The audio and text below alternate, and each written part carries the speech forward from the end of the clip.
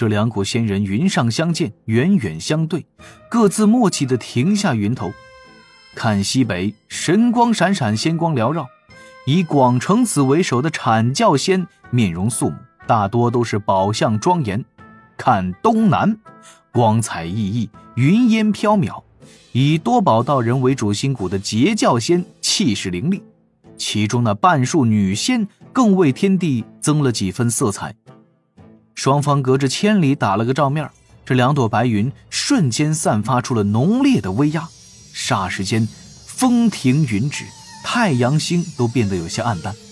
不少站位靠后修为稍低的两教仙人已经是元神轻颤，颇感呼吸不畅。双方似乎也有某种默契，各自既不见礼也不言说。多宝道人与广成子目中都露出了几分怒意，双方仙人各自做好了斗法的准备。与此同时，灵山宝地，数十名老道聚在一口宝池旁，两名老道出手点开了云镜术，远远地观察着这一幕。截教和阐教几乎要打起来了，这是他们预料不到且喜出望外之事。西方跟道门的关系就是此消彼长，西方若想大兴，必须让道门不再兴盛。他们从远古至今暗中搞了这么多事，也就是2、3次出现这般情形，而且每次双方都克制地回去了。没想到他们现在啥都没干，双方却自己走到了大战的边缘。这是天道庇佑，西方大兴啊！在这些老道未曾关注的角落中，那只谛听神兽正将此时发生的这些事详细传声说给身旁盘坐的青年道者。这青年道者的表情此刻已经是无比的凝重。为什么我推演了谎言之谋后续数百个可能，此时发生的却刚好是可能性最微小的结果？截教阐教的矛盾就因为这么点小事就给揪出来了。借着谛听神兽的神通，这青年道者也算完整目睹了前因后果。从黄龙真人有些不忿地离开罗浮洞开始，这青年道者就已经明白自己的一个小算计已经是发挥了巨大作用，能为截教阐教之间埋下一些间隙，让他心满意足，却并未自得。这一类的间隙只要积累的够多，最后终归会轰然爆裂。而做了这一点小事的他不会承受太多因果，他只是雪崩时的一片雪花罢了。虽然不无辜，但是因果反噬并不会太强。可是后续的发展完全出乎了他的预料。截教煎熬岛上，那火灵师母竟然是如此刚烈，不声不吭提剑就要自刎，让煎熬岛仙人齐齐震动。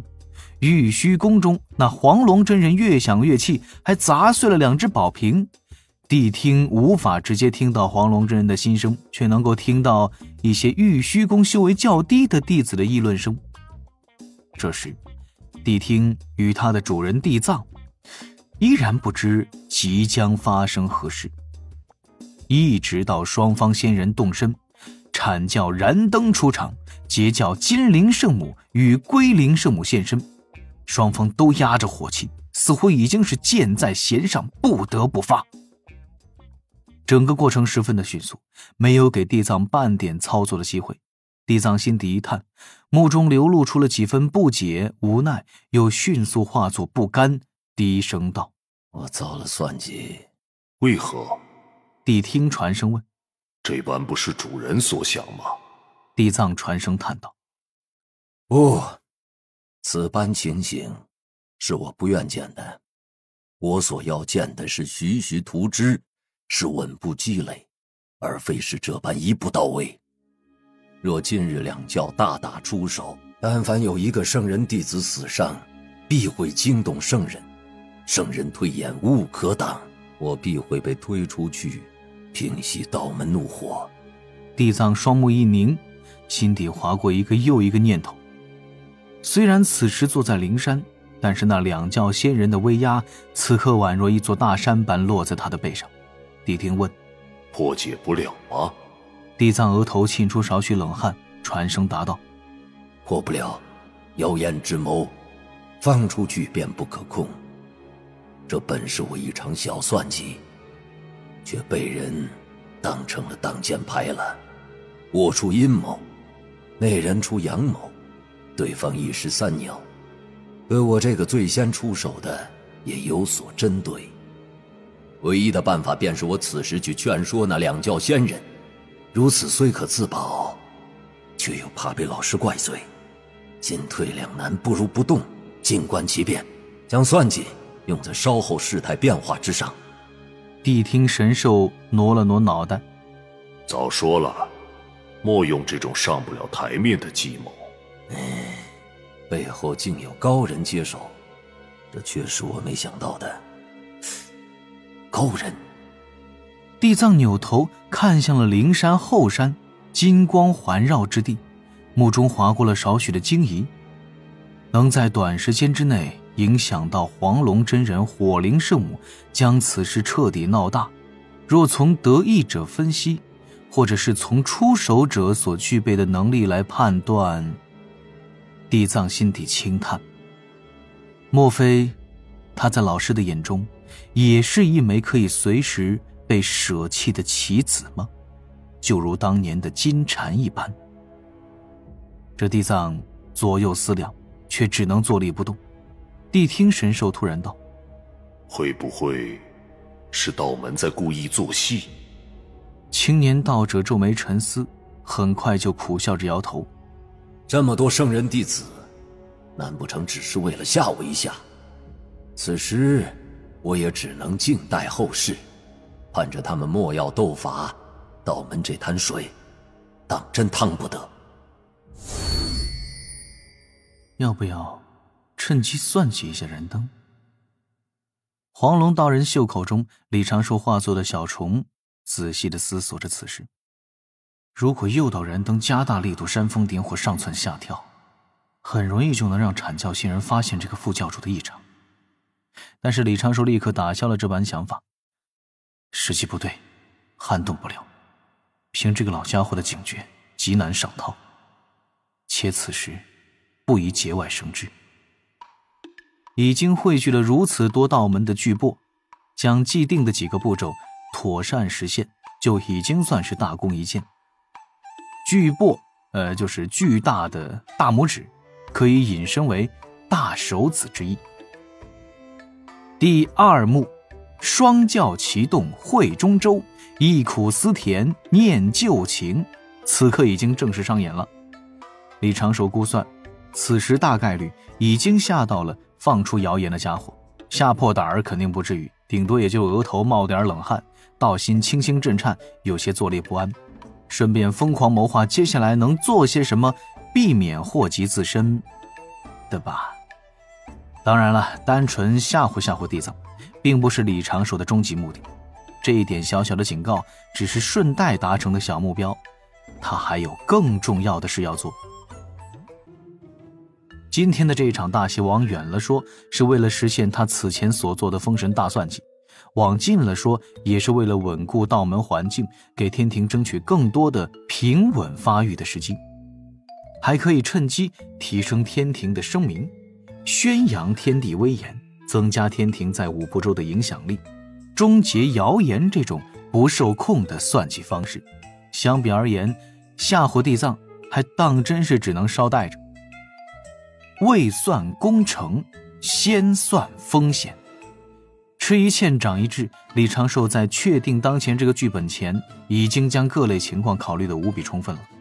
首先呢，这只是一件小事，本身是无法引发两教太大矛盾的。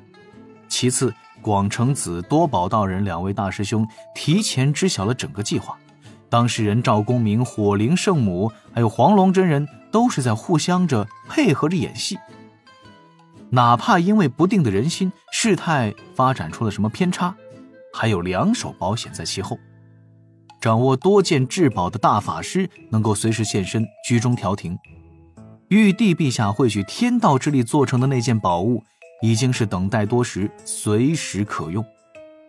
当然了，事关三教安稳，道门兴盛，只考虑这一点点是完全不够的。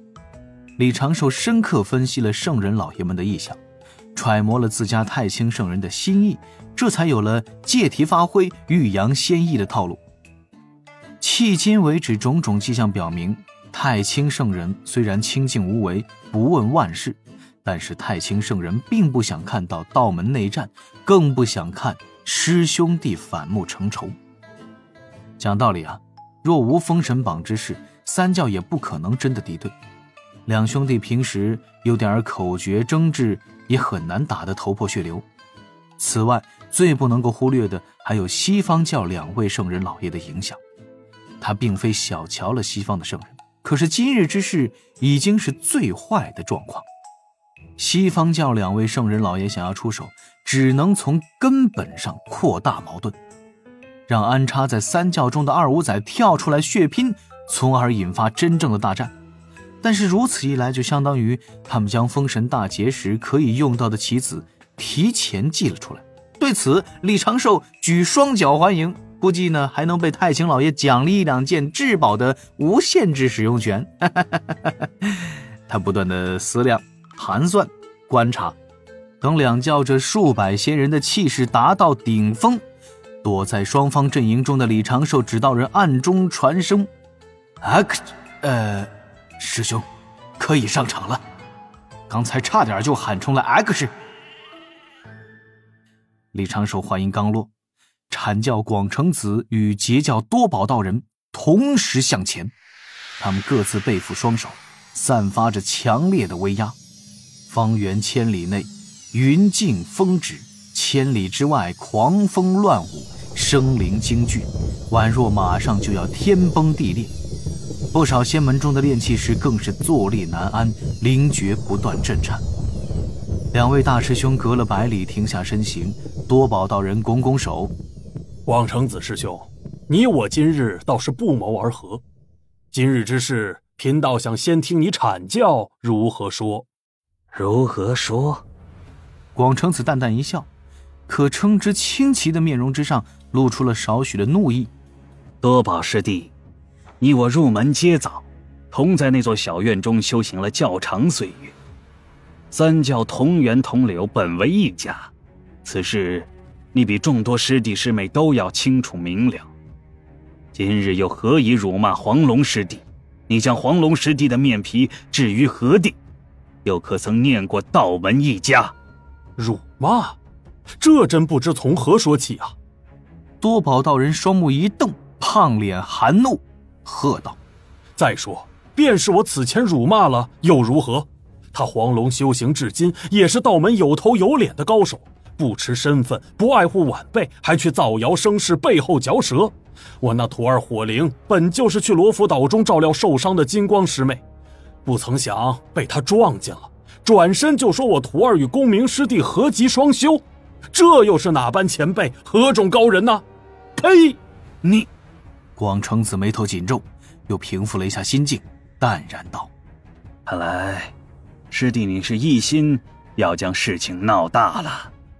多宝道人衣袂飘飘，长叹一声：唉，此事还不够大吗？我那徒儿欲要赴死以证清白。当下广成子与多宝道人四目相对，仿佛有无数雷霆在两个人身后绽放，又朝着对方轰杀而去，最后同时消散于无形。无论怎么看，这两位大师兄已经动了真火。截教阐教双方仙人虽然半数有些不明所以，但是此刻都拿出了法宝，剑拔弩张，风雨欲来呀！灵山宝池畔，那数十名老道看的是热泪盈眶，满心感慨。角落地厅旁，那身着破衣的青年道者嘴角一阵抽搐，他屏住呼吸，也在观察着云境中的画面。此时他甚至已经等不及听谛听的转述。渡仙门，小琼峰，穿着宽松衣袍坐在摇椅上的李长寿，此刻正闭着双眼，带着淡淡的笑意，手中的蒲扇轻轻地晃着。一旁假装在入定修行的灵娥偷偷地瞄脸自家师兄，有一个不小心陷在了师兄的笑容中。李长寿倒是没空管自己的师妹，心底正在赞叹不已。两位大师兄当真是厉害，一开口就知道是2个老演员了。哎呀，感情之充沛，带入角色之快速，每个眼神甚至每一份语气都拿捏得如此得当。如果他们所说的不是李长寿给的剧本，李长寿此刻都以为这2位大师兄真的要大打出手了。厉害，当真厉害，绝不可小觑了3教高人呐。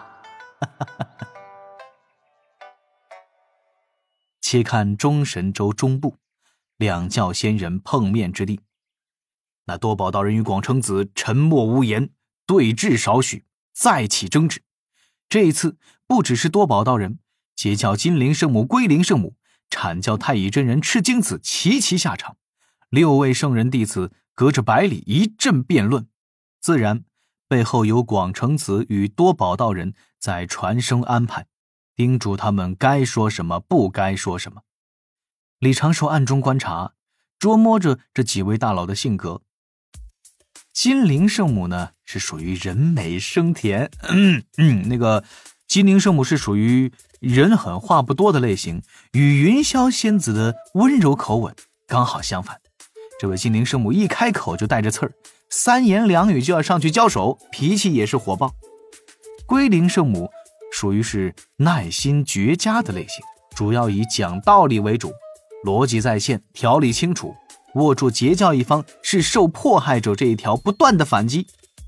阐教方的辩手也是不甘示弱，中规中矩的赤精子握住道门本是一家，为何要出言辱骂的核心观点，言里有据，进退自如。